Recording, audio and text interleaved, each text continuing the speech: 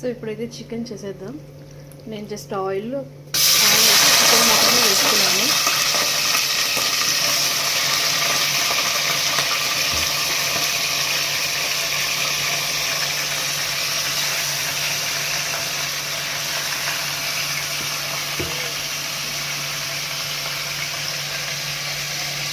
So chicken అయితే బాగా ఉడుకుతుందండి. అప్పుడే చెప్పాను కదా మసాలా ఆస్తి పంపకాలు ఉంటాయి అని, అట్లాగా మా ఇంట్లో మసాలా పంపకాలు ఉంటాయి.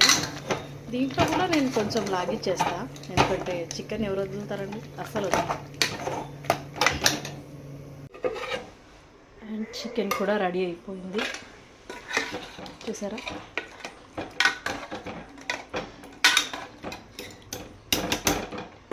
ఇక తినేయడమే. ఇది మా ఇంట్లో స్పెషల్. ఇంకా మటన్ లివర్ అట్లనే ఉంది, అది ఈవినింగ్ చేస్తా, ఇప్పుడు కుదరదు చేయడానికి. అది కూడా ప్రాసెస్ చూపించేస్తా. మరి మీరేం చేస్తారు? మా ఛానల్ని సబ్స్క్రైబ్ చేసుకోండి.